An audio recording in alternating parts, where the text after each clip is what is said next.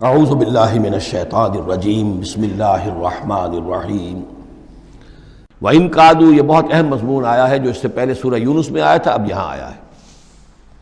وَإِن كَادُوا لَيَفْتِنُونَكَ عَنِ الَّذِي أَوْحَيْنَا إِلَيْكَ لِتَفْتَرِيَ عَلَيْنَا غَيْرَهُ، اور اے نبی یہ لوگ تو تلے ہوئے ہیں اس بات پر کہ آپ کو بچلا دیں، فتنے میں ڈال دیں اس چیز کے بارے میں جو ہم نے آپ کی طرف وحی کی ہے، تاکہ آپ کوئی اور شے گھڑ کر ہماری طرف، اس قرآن کے سوا کوئی شے گھڑ کر ہماری طرف منسوب کر دیں۔ سورہ یونس میں آیا تھا کہ انہوں نے کہا ایتے بقرآن غیر ھذا او بدلہ، اے نبی اے محمد یہ قرآن بہت ریجڈ ہے، ان کمپرومائزنگ ہے، اس کو تو ہم قبول نہیں کر سکتے، ناٹ ایکسیپٹیبل۔ ہاں کچھ اس میں ترمیم کرو، کچھ کو بدل دو، کچھ نرمی کرو، کچھ ہماری بات مانو، کچھ اپنی بنواؤ، وہی دباؤ۔ اور آپ اندازہ کر لیجئے جو میں آپ کو واقعہ سنا چکا ہوں کہ کس طریقے سے عوام کے اوپر ان لیڈروں نے اپنا اثر قائم کر لیا تھا۔ وہ لوگ سمجھتے تھے کہ ٹھیک تو کہہ رہے ہیں، یہ بھئی رسالت کا دعویٰ کر رہے ہیں تو معجزہ دکھائیں، ادھر یہ ہے کہ اللہ تعالیٰ کا فیصلہ یہ کہ معجزہ نہیں دکھائیں گے۔ ان کان کبر علیک اعراضهم فان استطعت ان تبتغي نفقا في الارض او سلما في السماء فتاتيهم بآية، اگر آپ کے اندر طاقت ہے تو لے آئیے کہیں سے معجزہ، کوئی آسمان پہ سیڑھی لگائیں یا زمین میں سرنگ لگا لیں، لے آئیے اس میں معجزہ، ہم تو نہیں دکھائیں گے۔ تو کس قدر دباؤ تھا حضور پر صلی اللہ علیہ وسلم۔ اس دباؤ میں اس کا بھی اضافہ ہے کہ کہتے اچھا ٹھیک ہے محمد ہم بات مان لیں گے، آپ کی ذرا یہ اس کے اندر ترمیم کیجیے، ایتے بقرآن غیر ھذا او بدلہ۔ وہی بات یہاں ہے، وَإِن كَادُوا لَيَفْتِنُونَكَ عَنِ الَّذِي أَوْحَيْنَا إِلَيْكَ لِتَفْتَرِيَ عَلَيْنَا غَيْرَهُ، یہ تلے ہوئے ہیں کہ آپ کو بچلا دیں گے اس چیز سے اور منحرف کر دیں گے کہ جو ہم نے آپ کی طرف وحی کی ہے، تاکہ کچھ اور چیز گھڑ کر آپ ہماری طرف منسوب کر دیں۔ وَإِذًا لَاتَّخَذُوكَ خَلِيلًا، اور پھر یہ آپ کو اپنا دوست بنا لیں گے۔ دوست کیا، وہ تو بادشاہ بنانے کو تیار تھے، ہم آپ کو بادشاہ ماننے کو تیار ہیں۔ وَلَوْلَا أَن ثَبَّتْنَاكَ، بہت اہم آیت ہے یہ، اور اگر ہم نے ہی نہ آپ کے پاؤں جما دیے ہوتے۔ دیکھیے محمد رسول اللہ کی بات ہو رہی ہے، آسان نہیں ہے، دباؤ، اس پورے پریشرز جو چاروں طرف سے پڑ رہے تھے۔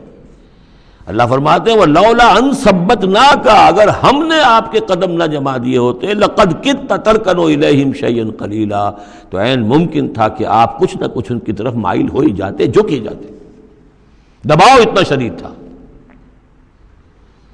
لولا ان ثبتناک، یہ بالکل ویسے ہی ہے جیسے کہ حضرت یوسف کے بارے میں فرمایا وَلَقَدْ هَمَّتْ بِهِ وَهَمَّ بِهَا لَوْلَا أَن رَأَىٰ بُرْهَانَ رَبِّهِ، اس عزیز کی بیوی نے تو قصد کیا ہی تھا، یوسف بھی کرتا، اگر اللہ کی ایک برہان نہ دیکھ لیتا، اس کا امکان موجود تھا کہ بربنائے تب بشری، وہی معاملہ یہاں۔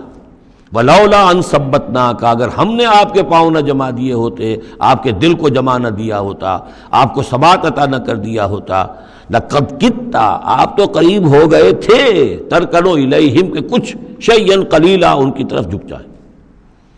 اِذًا لَأَذَقْنَاكَ ضِعْفَ الْحَيَاةِ وَضِعْفَ الْمَمَاتِ، اگر ایسا ہو جاتا تو ہم آپ کو دگنی سزا دیتے دنیا کی اور دگنی سزا دیتے آخرت کی۔